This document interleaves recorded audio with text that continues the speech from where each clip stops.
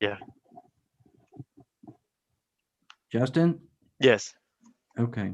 One of the things that we were talking about before you came on is the state wants to include a no contact order with Hollywood Casino, Kimberly Robinson, and Naomi Ruff.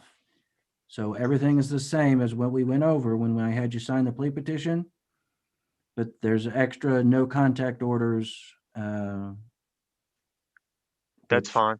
I don't think matters, but just as long as you understand. All right. Let's go ahead and be on the record in 3 cases. Those are 2019 CR 1293, 2020 CR 240, and 2020 CR 314. All of those are captioned State of Kansas versus Justin Holtsclaw. Would the parties announce their appearances, please? Yeah, please, the court, Christopher Schneider and Mark Brinkworth, Assistant District Attorneys, appear on behalf of the state of Kansas. May it please the court, defendant appears in custody by Zoom with counsel Anthony Russo, also by Zoom. All right, we are here set down for a plea hearing in these cases. Mr. Holtzclaw, I'm going to need to ask you a bunch of questions to take up your plea, okay? Okay. If I ask you something you don't understand, I want you to tell me that so you and I can talk about it till I make sure we're on the same page, okay? Okay.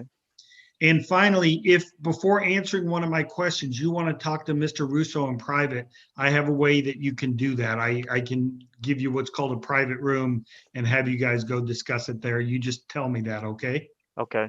All right, to get started, we need to have you sworn in. So if you'd raise your right hand, my court reporter will swear you in. Do you solemnly swear that the testimony you're about to give will be the truth, the whole truth, and nothing but the truth to help you God? Yes. Thank you. All right. Mr. Holtzclaw, how far did you go in school? I have 33 business credits in college. All right. So I assume you can read and write okay? Yes, Your Honor. All right. As you're sitting here today, are you under the influence of any alcohol or drugs or prescription medicine that might cloud your mind, keep you from understanding what you're doing? No. Feel like your mind's clear today? Yes. Do you understand what you're charged with in all 3 of these cases? Yes, Your Honor. And you understand that you don't have to change your plea from not guilty to guilty. If you wanted to maintain your not guilty plea, you would have a right to a jury trial in all of these cases. You understand that? Yes, Your Honor. At that trial, the state would have to put on enough evidence to prove you guilty beyond a reasonable doubt.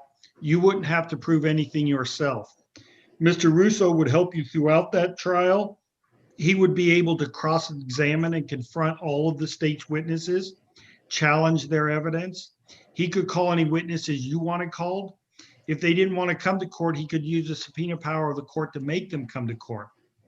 At that trial, you would have a right to testify, but you'd also have a right not to testify. And if you decided not to testify, the state couldn't use that against you to argue you must be guilty because you didn't take the stand. Do you understand all those rights? Yes, Your Honor. Your Honor, Yes. if I may inquire for a moment, has the defendant waived preliminary hearing? I don't sure that he Good did. question. No, Judge, we haven't. In we any will. of them? No. Okay. So I can take a pause right here. And Mr. Holtzclaw, separate from your right to a jury trial, you have a right to a hearing called a preliminary hearing. Basically, that would be a hearing before a judge where the state would have to put enough evidence on for the court to find probable cause that the crime was committed, that you were the person to commit it. Do you understand what a prelim is? Yes, Your Honor. All right. And your lawyer, Mr. Russo, I assume that your advice would be for him to waive it? Yes, Judge. I Yes. think we talked about it. Oh, you did talk about it. Good. You have any, so I'll ask you, Mr. Holtzclaw, do you waive your right to a preliminary hearing? Yes, Your Honor. All right. Does the state also waive their right to a preliminary hearing? Yes, Your Honor. All right. I'll find both parties waive preliminary hearing, find there is probable cause in all these cases for all of the charges, and enter pleas of not guilty to all of them until we get finished here and bind the defendant over for trial. All right. So getting back to where we had paused, you understand that you'll be giving up all of those trial rights that I talked about, and there's not going to be a trial of any kind in this case. You understand that? Yes. Also, if you went to trial on those cases, and you were found guilty, you would have a right to appeal that conviction to an appellate court. If you didn't have the money to do that, a lawyer would be appointed to execute that appeal for you. You understand that? Yes, Your Honor. All right. There's been a plea petition. It was presented to me by your lawyer. Let me put it up here. I think that the copy I got's unsigned, but I would ask you, Mr. Holtzclaw, can you see that document? Yes. All right. And as I scroll through here, does it look like the plea petition that Mr. Russo went over with you? Yes, Your Honor. Okay. Now, in this petition, it talks about the agreement. I'm going to read this to you. It says that in the 2019 case, you're going to be pleading guilty to count 2, which is theft. That's a level 9 non-person felony. All the other counts are going to get dismissed. In the 20CR240 case, you're going to be pleading to count 7. That's an aggravated violation of the Registration Act, a severity level 3 person felony. All the other counts in that case will be dismissed. Finally, in case 2020 CR314, you're going to plead guilty to count 1, the possession of methamphetamine, which is a severity level 5 drug felony. All the other remaining counts in that case will be dismissed. The parties are going to recommend that I run the first 2 cases concurrently with each other, but run those consecutively. I'm sorry, run 19-1293 and 23-14 concurrently, but run those consecutive to 20 CR240. The state's not going to oppose your motion for a downward dispositional departure to probation. That part of that probation would be that you have to get a substance abuse evaluation prior to the sentencing and comply with the recommendations. We also talked about, before we came on the record, the agreement for you not to have any contact with the Hollywood casino, which means you can't go there during this term, and also no contact with 2 other people. Would somebody place those on the record as well? Yes, Your Honor, that would be Kimberly Robinson and Naomi Ruff. Okay, you're familiar with those 2 people, Mr. Holtzclaw? Yes, Your Honor. All right, as part of a probation, not only the Hollywood casino, but you can't have any contact with those people. You understand that? Yes, Your Honor. Now, given all of that, what I just read to you and what we talked about, these no contact orders, has anybody else promised you anything else to get you to plead guilty today? No, Your Honor. All right. Has anybody placed any force or threats against you to make you plead guilty today? No, Your Honor. All right. So I see in this agreement a number of recommendations about sentencing, like what to run concurrently and consecutively, whether or not to grant probation. You understand at sentencing, I'm going to listen very closely to everybody's recommendations, but I'm not a party or bound by those recommendations, and I can give you any sentence that the law allows me to. You understand that? Yes, Your Honor. All right. Folks, do we know what we expect Mr. Holtzclaw's criminal history will be? Your Honor, in 20CR240, I expect his criminal history to be C. In the other 2, I presume that he will be, it says a B, but I suspect the 240 will count against those, so he'll be an A in those 2. Well, I think if he's a C in the other 2, that's because he doesn't have the person felony. I'm sorry, if he's a C in 240, that's because the other 2 are non-persons and they don't add to him. Because the underlying conviction from before that gives rise to the offender registration charge doesn't count for criminal history because it's an element of the offense. Okay, I Much get like it. a criminal possession, analogous to Right. a criminal possession of a firearm. Sure. So that means that your understanding is he's going to be a C in the 240 case and probably an A in the other 2. I believe so. Okay, Mr. Russo, does that sound right to you? Yes. Yes, it Okay. sounds right, yes. I don't have the So, numbers Mr. in front of me. Holtzclaw, just to kind of explain this to you a little bit, when we're done today, I'm going to order what's called a pre-sentence investigation. They are going to take a deep look into your criminal history and give you the score that you have. Obviously, both parties will get a chance to see that before we go to sentencing. And if there's something that somebody believes is wrong, we can have a hearing on that and make sure that it's accurate. But right now, I have to just, I won't say pretend, but I'll just have to acknowledge that I don't know formally what your criminal history is. So what I have to do is assume that you're the very worst criminal history, a criminal history A, for all of these cases, so that I can advise you that what the maximum sentences for that anybody could get for any of these crimes. That was kind of long-winded. You understand what I'm saying? Yes, I understand, Your Honor. Okay. So, and I've scrolled up here on the plea petition. It looks like in the first case, that would be the theft case.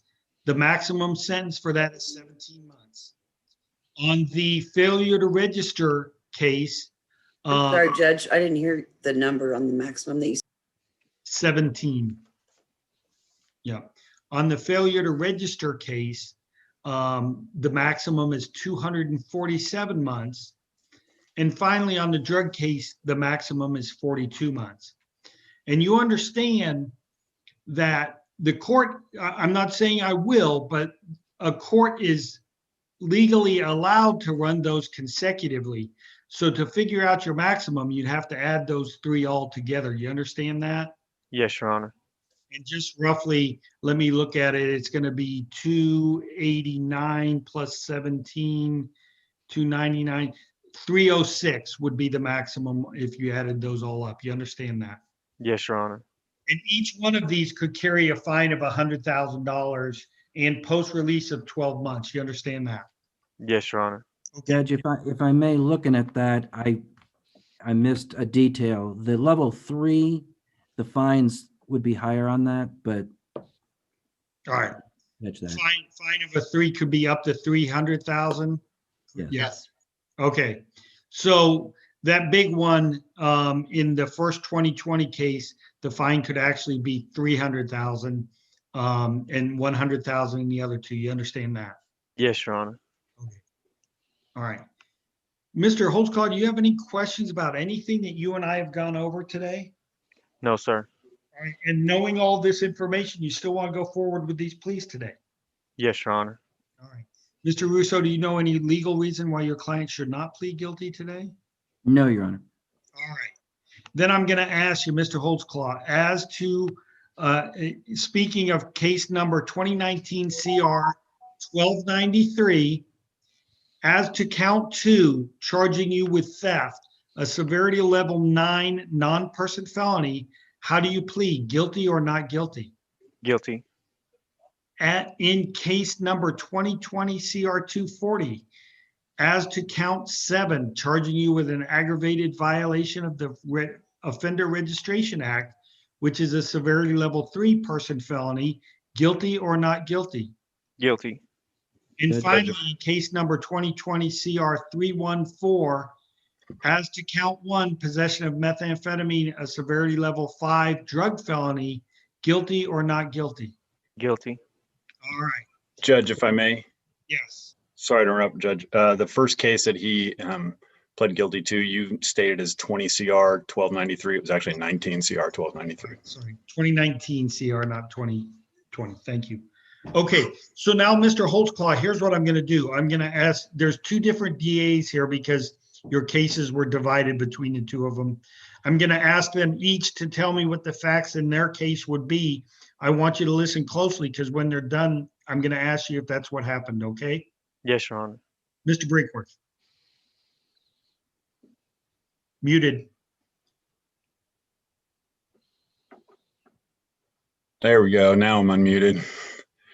With regard to 19CR 1293, if this matter were to proceed to trial, the state would produce evidence showing that on or about October 10th, 2019, at approximately 1:30 a.m., Kimberly Robinson arrived at the Hollywood Casino located at 777 Hollywood Casino Boulevard in Kansas City here in Wyandotte County, Kansas. She was driving a 2002 Chevy G3500 van with a Kansas tag of 358 FWX that was owned by Naomi Ruff. Ms. Robinson parked the van in the parking area of the Hollywood Casino. It was unlocked and had the keys in the van. At approximately 5:30 a.m., an unknown white male who was bald with a beard entered the van without permission and then took the van by driving it off the property without permission.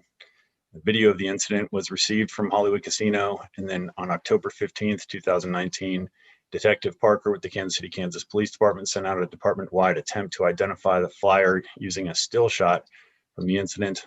On October 16th, 2019, Sergeant Matt Baker responded to the flyer that the suspect is the defendant, Justin Holtsclaw. A check of jail records and photos confirmed that it was indeed Mr. Holtsclaw. The approximate value of the van was $2,000 according to Kelly Blue Book. And again, that incident and events all happened here in Wyandotte County, Kansas. All right. So first of all, Mr. Holtzclaw, you heard what Mr. Brinkworth had to say about that 2019 case. Is that what happened? Yes, Your Honor. Thank you. And Mr. Brinkworth, do you have the 314 case as well? I do, Judge. All right, go ahead.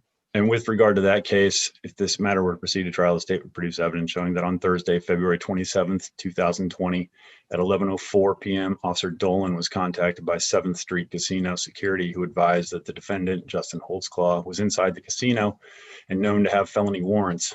Officer Dolan conducted a computer check through dispatch and confirmed that he had 3 confirmed NCIC warrants. Officer Dolan responded to the 7th Street Casino here in Kansas City, in Wyandotte. Attempting to locate Mr. Holtsclaw, he made contact with him. Mr. Holtsclaw got up, and while trying to put his hands behind his back, he clenched both of his fists and tensed up his arms while trying to dig in his left pocket. Officer Dolan advised him to stop tensing up and put his hands behind his back and applied a single handcuff to his left arm. Mr. Holtsclaw continued to resist and was eventually taken into custody. Officer Dolan conducted a search incident to arrest and located a clear, Loctite plastic container which contained a crystal-like substance that he believed to be methamphetamine based on his training and experience.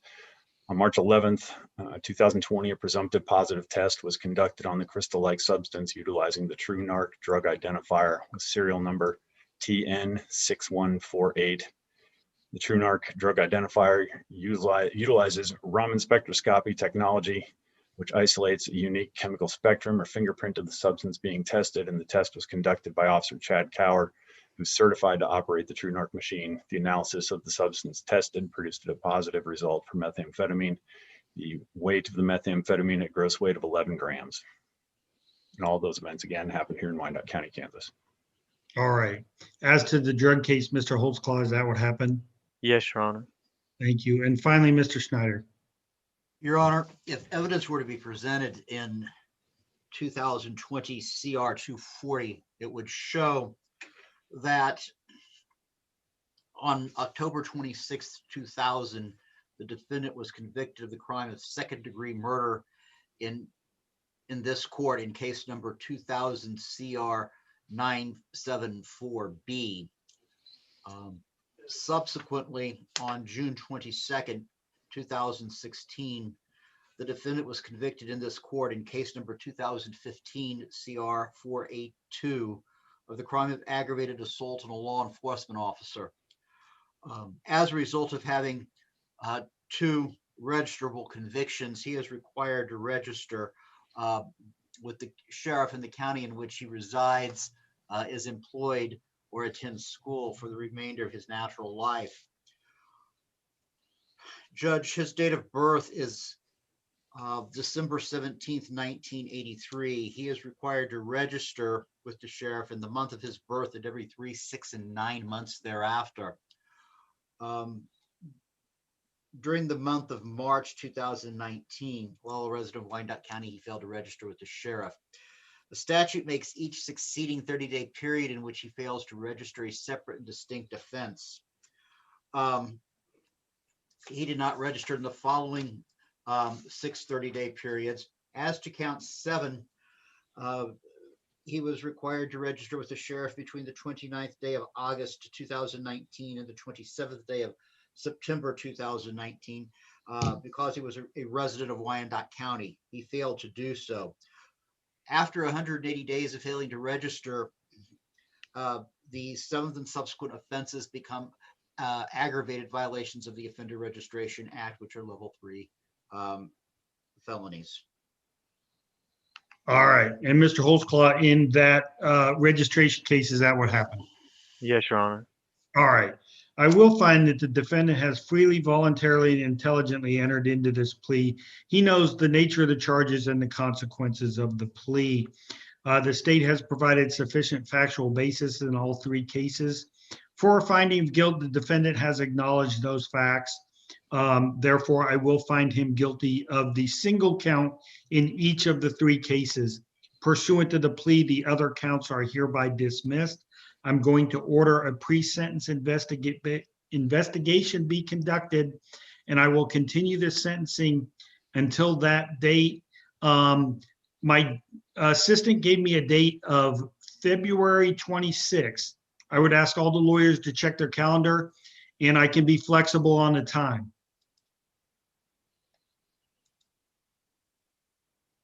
Works for me, Judge. Maybe either 10 or the afternoon. The afternoon would work 9 for and me. 11. 1 o'clock? Pardon? 1 o'clock? I could do 1.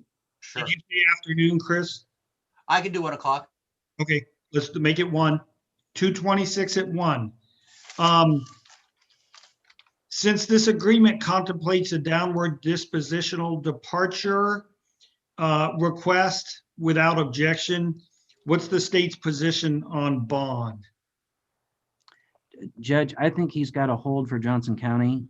So, So you want to keep him here? well, It would, I judge it would be easier because if he goes out there, we're going to get into the whole COVID dueling bench protocol. warrant thing. What do you got to do out there, Mr. Holtzclaw? I have a, Hold on 1 second. We're off the record. And I'll let Amanda go get other stuff done. So anyway, what do you got to do out in Johnson County? I have a theft charge out there. A what charge? A theft charge. Theft. Okay. All right. Is it it hasn't been adjudicated yet, right? You haven't pled or been tried on it yet? No. Oh, okay.